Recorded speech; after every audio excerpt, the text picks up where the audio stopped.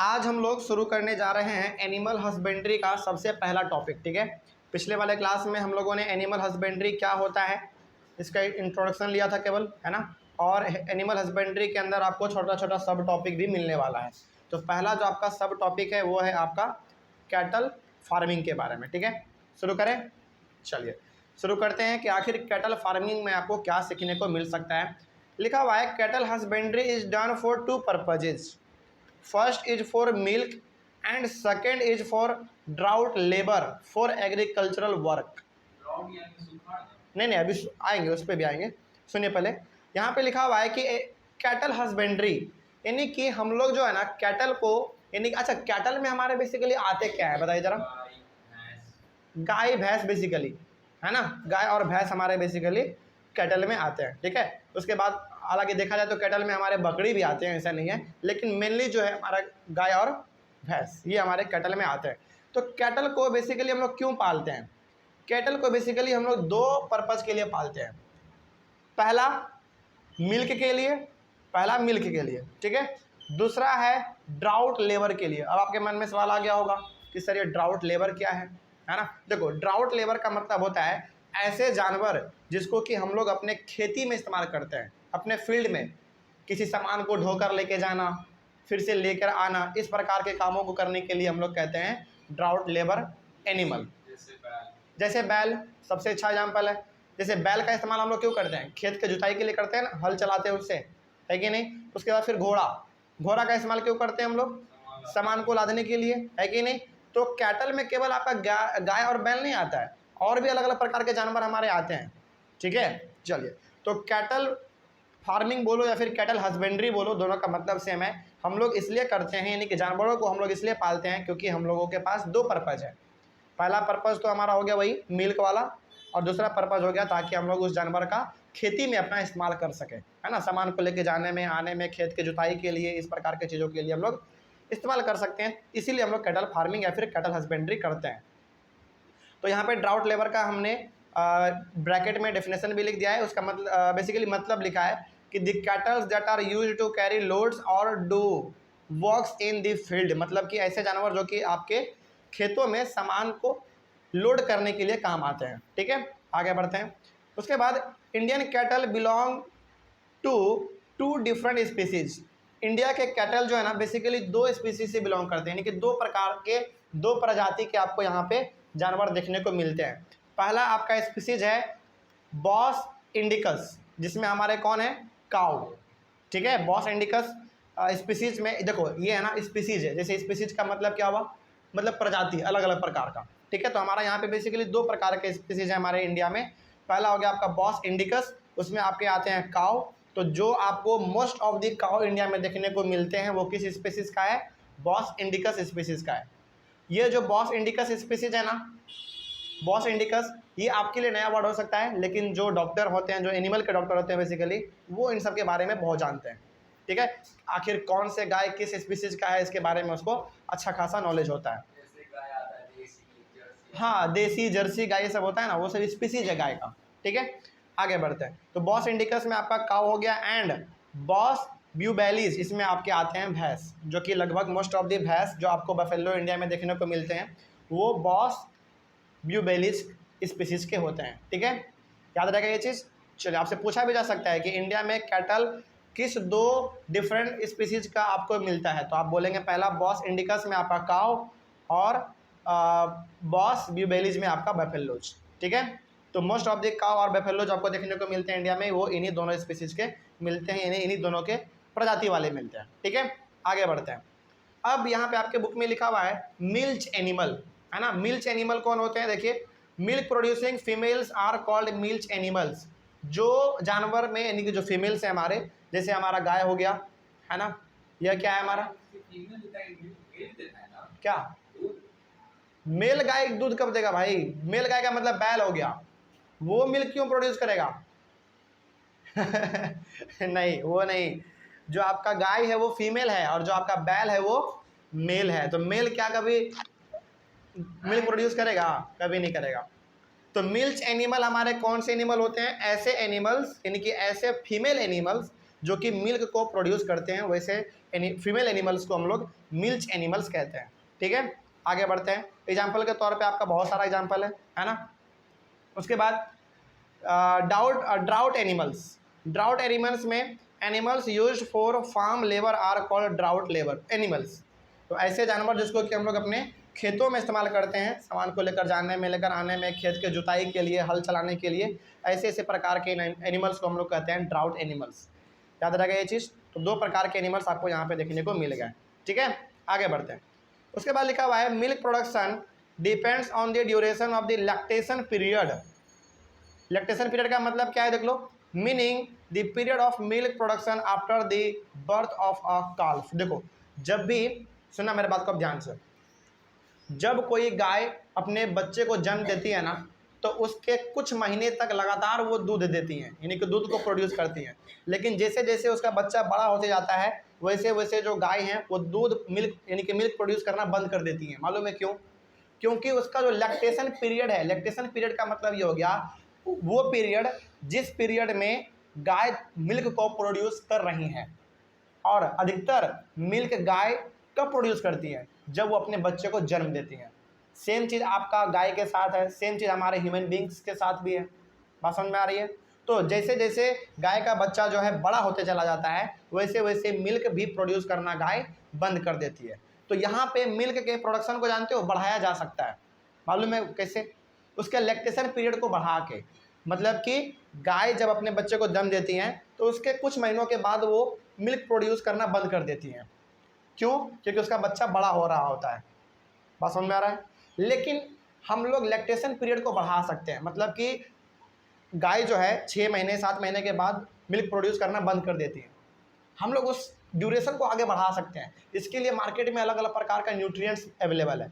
उसको यदि गाय को खिलाया जाए, उससे आपका जो मिल्क का प्रोडक्शन है, उसका जो ड्यूरेशन है वो बढ़ सकता है, यानी कि लंबे समय तक आपको मिल्क प्रोड्यूस करके गाय देते रहेगी। तो मिल्क प्रोडक्शन वही है, यहाँ पे लिखा हुआ है कि milk production depends on the duration of the lactation period, यानी कि गाय मिल्क कब तक प्रोड्यूस करेंगे? जब तक उसका लैक्टेशन पीरियड है। लैक्टेशन पीरियड है का मतलब जब वो अपने बच्चों को जन्म देती हैं उसके कुछ महीनों तक ही वो केवल दूध मिल्क यानी कि मिल्क प्रोड्यूस करती हैं। लेकिन हम लोग उसके लैक्टेशन पीरियड को बढ़ा सकते हैं। हमारे पास मार्केट में अलग अलग प्रकार का न्यूट्रिएंट्स है, और उस न्यूट्रिएंट्स को यदि गाय को खिलाया जाए तो वो उसका जो मिल्क प्रोड्यूस करने का जो ड्यूरेशन है, जो उसका समय है, वो बढ़ सकता है। ठीक है, 6 महीने से 7 महीने, 8 महीने, 9 महीने लगातार हो सकता है। चलिए आगे बढ़ते हैं फिर। So milk production can be increased by increasing the lactation period. वही बात है कि हम लोग मिल्क प्रोडक्शन जो है बढ़ा सकते हैं। और मिल्क प्रोडक्शन आपका कब बढ़ेगा? जब आपका लैक्टेशन पीरियड बढ़ेगा। लैक्टेशन पीरियड बढ़ने का मतलब क्या है? कि लंबे समय तक गाय मिल्क को प्रोड्यूस करेंगी। और वो कैसे करेंगी? उसके लिए मार्केट में आपका अवेलेबल है न्यूट्रिएंट्स, ये सब हम लोग खिलाते हैं उसको, तब जाकर उसका लैक्टेशन पीरियड बहुत लंबे समय तक चलता है, यानी कि वो मिल्क प्रोड्यूस करते रहती हैं। आगे उसके बाद foreign breeds such as Jersey and Brown Swiss, ये ऐसे दो ब्रीड हैं, प्रजाति हैं गाय के, जो कि फॉरेनर हैं, मतलब कि फॉरेन वाले हैं। हमारे भारत में ये बेसिकली नहीं होते हैं। बात समझ में आ रहा है? Are selected for long lactation period. देखो हमारे भारत में ना, हालांकि जर्सी और ब्राउन स्विस काउ आपको बहुत कम मिलेंगे देखने को, लेकिन ये भी हैं, ये भी मिलते हैं आपको देखने को। ठीक है, इसको भारत में क्यों लाया गया है मालूम है? क्योंकि फॉरेनर यानी कि फॉरेन ब्रीड्स के गायों का ना लैक्टेशन पीरियड ज़्यादा होता है, मतलब कि वो लंबे समय तक मिल्क को प्रोड्यूस कर सकती हैं। इसीलिए आपको अलग अलग जगहों पर भारत के अलग अलग कोनों में आपको जर्सी, जिसको हम लोग कहते हैं जर्सी गाय, है ना, और स्विस ब्राउन, ये तो हमारे लिए नाम नया है, लेकिन ये भी जो है काऊ का एक अलग प्रकार का ब्रीड है, प्रजाति है। ठीक है, ये भी आपको देखने को मिल सकते हैं। तो भारत में इनको लाने का मकसद यही है कि उनका लैक्टेशन पीरियड ज़्यादा है। हाँ, मिल्क का प्रोडक्शन बढ़े। और ऑब्वियस सी बात है, हकीकत भी है ये, तो जर्सी गाय जो होती है ना, वो दूध ज़्यादा करती है। लेकिन जर्सी गाय के साथ ना एक ड्रॉबैक सबसे बड़ा ये है कि थोड़ा सा भी यदि उसका तबीयत खराब हुआ ना, तो वो मर जाती है, मासूम होती है वो, है ना। आगे बढ़ते हैं। तो फॉरेन ब्रीड्स में हमारे दो आते हैं, जर्सी और ब्राउन स्विस। ठीक है, इनको भारत में लाने का मकसद ये है कि इनका लैक्टेशन पीरियड ज़्यादा होता है, यानी कि लैक्टेशन पीरियड ज़्यादा है तो ये दूध लंबे समय तक प्रोड्यूस करेंगी। ठीक है, आगे वाइल लोकल ब्रीड्स मतलब हमारे खुद भारत का हाँ देसी गाय। Local breeds such as red Sindhi and Sahiwal, ये दो ऐसे हमारे ब्रीड्स हैं जो कि भारत का है। ठीक है। Are selected for excellent resistance to diseases, यानी कि इसको ना कोई बीमारी भी हो जाता है ना तो ये लंबे समय तक फिर भी जी लेती हैं, जल्दी इस पर इफेक्ट नहीं पड़ता है। तो फॉरेन ब्रीड्स का भी एडवांटेज है, डिसएडवांटेज है।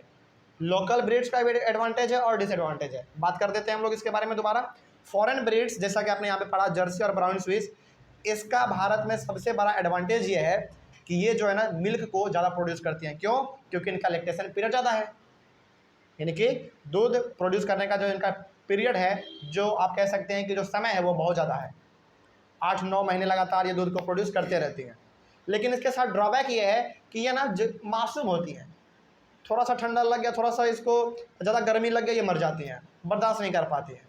लेकिन हमारे लोकल ब्रीड्स के साथ भी एडवांटेज है और डिसएडवांटेज है। लोकल ब्रीड्स हमारे भारत के हो सकते हैं कि वो मिल्क को कम प्रोड्यूस करें, लेकिन उनका जो क्षमता है बीमारी को लेकर सहने का बहुत ज़्यादा होता है।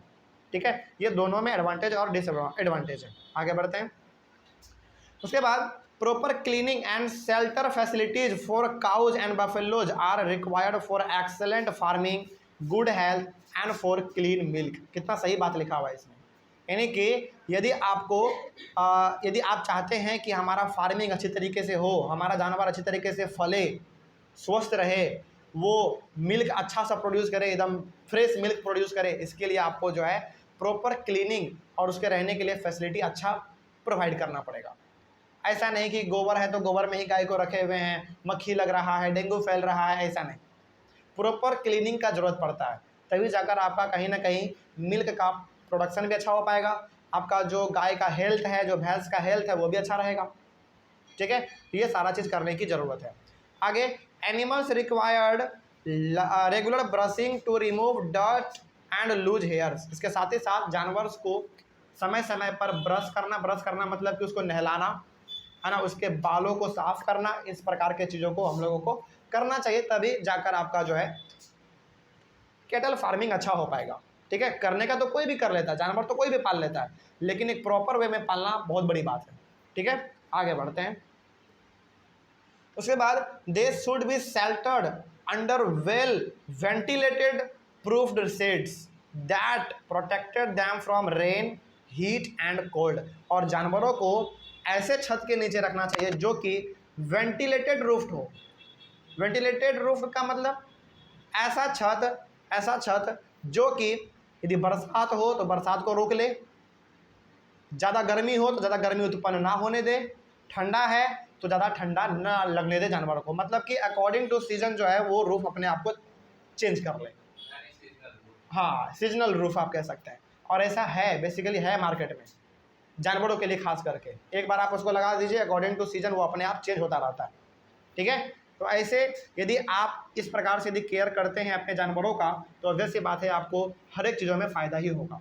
मिल्क का प्रोडक्शन अच्छा होगा, आपके जानवर का हेल्थ अच्छा रहेगा, हर कुछ आपको अच्छा मिलेगा। उसके बाद the food requirements of dairy animals are of 2 types. Dairy animals का मतलब क्या? वही जानवर जो कि हम लोग पाल रहे हैं अपने एनिमल हस्बेंड्री में। ठीक है, तो यहाँ पे जो है फूड रिक्वायरमेंट डेयरी वाले एनिमल्स का, यानी कि कैटल एनिमल्स का जो भी आप कह लीजिए, 2 प्रकार का होता है। पहला है मेंटेनेंस रिक्वायरमेंट, यानी कि सुनिएगा मेरे बात को ध्यान से। यहाँ पे फूड रिक्वायरमेंट जो है हमारे जानवरों का 2 प्रकार का है। पहला है मेंटेनेंस रिक्वायरमेंट, मतलब कि पहले वाले फूड से वो क्या करेगा, अपना मेंटेनेंस करेगा।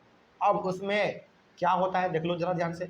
विच is the food required to support the animal to live a healthy life. Maintenance requirement का मतलब क्या? ऐसा फूड जो जिससे वो अपने बॉडी को मेंटेन कर सके। मेंटेन करने का मतलब क्या? हेल्थ रह सके, हेल्दी रह सके, किसी प्रकार का बीमारी ना हो उसमें। और दूसरा है आपका मिल्क प्रोड्यूसिंग रिक्वायरमेंट। दूसरा मतलब कि ऐसा फूड जिससे कि मिल्क प्रोड्यूस क्या हो सके, ज़्यादा हो सके। ठीक है, इसमें कौन से आएंगे आपके? Which is the food required during the lactation period, मतलब कि मिल्क प्रोड्यूसिंग रिक्वायरमेंट में ऐसा फूड आप अपने जानवर को दीजिए जिससे कि लैक्टेशन पीरियड क्या हो सके, बढ़ सके, यानी कि लंबे समय तक वो दूध करता रहे प्रोड्यूस करता रहे। तो 2 प्रकार के रिक्वायरमेंट हमारे जानवरों को पड़ते हैं। पहला फूड है उनको किस चीज़ के लिए? मेंटेनेंस के लिए, और दूसरा फूड किस चीज़ के लिए चाहिए उसको? मिल्क प्रोड्यूस करने के लिए। ठीक है, चलिए आगे बढ़ते हैं। उसके बाद animal feed includes mainly 2 types. अब यहाँ पे जो है ना, हम लोग जानवरों को अक्सर अक्सर हम लोग जानवरों को 2 प्रकार के भोजन खिलाते हैं अक्सर। देखो ऊपर में जो बात हुआ ना हमारा फूड रिक्वायरमेंट का, वो तो मतलब आप कह सकते हैं कि नेसेसरी है वो चीज़, क्योंकि देखो जानवर यदि हेल्दी रहेगा ऑब्वियस ही बात है आपको अच्छा सा बेनिफिट मिलेगा, है कि नहीं। और दूसरे वाले में आपने ये पढ़ा कि यदि उसका लैक्टेशन पीरियड बढ़ेगा तो ऑब्वियस ही बात है आपको मिल्क ज़्यादा मिलेगा, है ना, ये तो कंपलसरी है। लेकिन अक्सर जनरली आप कह सकते हैं कि हम लोग जानवरों को 2 प्रकार के भोजन खिलाते हैं, 2 प्रकार के। पहला है आपका roughage which is fibre. Roughage का मतलब क्या, रफेज जो होते हैं ना आपके बेसिकली फाइबर से भरे हुए होते हैं, और फाइबर ही चाहिए जानवर को, फाइबर ही चाहिए, और फाइबर ही आपके जानवर को यदि मिलेगा तो जाकर वो मिल्क ज़्यादा प्रोड्यूस कर पाएगा, ठीक है। आगे पहला ये हो गया हमारा रफेज। दूसरा है कंसनट्रेट्स। कंसनट्रेट्स में क्या आते हैं हमारे, which is low in fibre. Concentrates जो है ना फाइबर में लो होते हैं, यानी कि उसमें फाइबर का मात्रा कम होता है, but high in protein and other nutrients, लेकिन उसमें प्रोटीन और अलग अलग प्रकार के न्यूट्रिएंट्स का मात्रा ज़्यादा होता है। तो दोनों प्रकार के इसको फूड का रिक्वायरमेंट है। पहला आपका रफेज हो गया जिसमें कि फाइबर बहुत ज़्यादा होगा, और दूसरा आपका कंसनट्रेट्स हो गया जिसमें कि फाइबर का मात्रा तो कम होगा लेकिन प्रोटीन और अलग अलग प्रकार के न्यूट्रिएंट्स का मात्रा ज़्यादा होगा। कोई दिक्कत इसमें, याद रहेगा ये चीज़। चलिए आगे बढ़ते हैं। उसके बाद लिखा हुआ है cattle suffer from a number of diseases. देखिए यहाँ तक हमने ये तो जान लिया कि हमारे जानवर को किस प्रकार का भोजन चाहिए, है ना, किस प्रकार से उसको रखना चाहिए, लेकिन क्या जानवरों को बीमारी नहीं फैलता है, फैलता है, जानवरों के बीचों में भी बीमारी फैलता है। तो हमारे कैटल यानी कि हमारे जानवर को भी अलग अलग प्रकार की बीमारी से लड़ना पड़ता है, ठीक है। The diseases can cause death and reduce milk production of the cattle. इतना भयंकर बीमारी फैल जाता है कभी कभी कि उनका जान भी जा सकता है, और बहुत बार तो ऐसा होता है कि बीमारी फैलने से उनका जो मिल्क प्रोडक्शन करने का क्षमता था, कैपेसिटी था, वो कम हो जाता है। अब देखो भाई उसका तबीयत ही बढ़िया नहीं है तो वो मिल्क कहाँ से प्रोड्यूस करके देगा, है ना। तो ये कंडीशन बन जाता है जब कोई जानवर बीमार पड़ता है तब। उसके बाद the parasites of cattle may be both external parasites and internal parasites. देखिए पैरासाइट्स क्या होता है बताते हैं आपको। पैरासाइट्स ऐसे लिविंग ऑर्गेनिज्म होते हैं जो कि छोटे होते हैं, और समझ में आ रही है, यानी कि पैरासाइट्स ऐसे लिविंग ऑर्गेनिज्म होते हैं जो कि छोटे होते हैं, और वो आपके बॉडी के अंदर और बॉडी के बाहर दोनों तरफ रह के आपके बॉडी को जरा सा भी नुकसान नहीं पहुंचाते हैं, मतलब कि नुकसान तो पहुंचाते हैं, और वो आपके बॉडी के न्यूट्रिशन को ही जरूरत यानी कि कंज्यूम करते हैं। एग्जाम्पल देंगे आप, अभी आपको समझ में आ जाएगा, समझिए इस चीज़ को ध्यान से। सबसे पहले पैरासाइट समझिए क्या होता है। पैरासाइट्स दोबारा बता रहे हैं क्योंकि इंपॉर्टेंट है। पैरासाइट्स ऐसे लिविंग ऑर्गेनिज्म होते हैं जो कि आपके बॉडी के अंदर भी रह सकते हैं और वो आपके बॉडी के बाहर भी रह सकते हैं, और वो आपके बॉडी को हार्म करते हैं, हार्म करते हैं आपके बॉडी को। और वो न्यूट्रिएंट्स कहाँ से लेगा, चूँकि लिविंग ऑर्गेनिज्म वो भी है, तो वो न्यूट्रिएंट्स कहाँ से लेगा, आपके बॉडी से ही लेगा। यदि आपके बॉडी के अंदर में है तो वो अंदर से ले लेगा, जो आप भोजन खाएंगे वो कंज्यूम कर लेगा वो। और यदि वो बॉडी के बाहर है तो आपके बॉडी के बाहर से वो न्यूट्रिशन आपका कंज्यूम करेगा। अच्छा कभी कभी हम लोग कहते हैं ना कि हम लोग खाना खाते हैं लेकिन शरीर में लगता नहीं है। क्यों नहीं लगता है, क्योंकि आपके बॉडी के अंदर पैरासाइट्स है। एग्जाम्पल के तौर पे छोटा छोटा कीड़ा ही आपका किसका एग्जाम्पल है, पैरासाइट्स का। अच्छा बहुत बार हम लोग कहते हैं ना कि हमारे पेट के अंदर में हो जाता है क्या, जोक इस प्रकार का कहते हैं ना, वो किसका एग्जाम्पल है, पैरासाइट्स का एग्जाम्पल है। वो आपके बॉडी के अंदर में जो भी न्यूट्रिएंट्स है जो कि आप लेते हैं वो आपके न्यूट्रिएंट्स को खा लेता है। इसीलिए हम लोग कहते हैं कि जो हम खाना खा रहे हैं वो हमारे बॉडी में ही नहीं लग रहा है। कहाँ से लगेगा भाई, जो आप न्यूट्रिशन ले रहे हैं, जो आप भोजन खा रहे हैं, वो भोजन तो आपका पैरासाइट्स इस्तेमाल कर ले रहा है ना। तो जानवरों में भी पैरासाइट्स होता है, ह्यूमन बींग में तो होता ही है। जैसे आप बहुत बार आपके पेट में भी बहुत बार कीड़ा हो जाता है, तब डॉक्टर उसको मारने के लिए दवाई देता है ना, तो वो पैरासाइट्स का एग्जाम्पल है। कोई डाउट इसमें, याद रहेगा ये चीज़।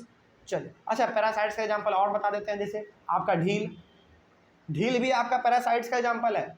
वो आपके बॉडी के बाहर है लेकिन वो आपके बॉडी के ऊपर है ना।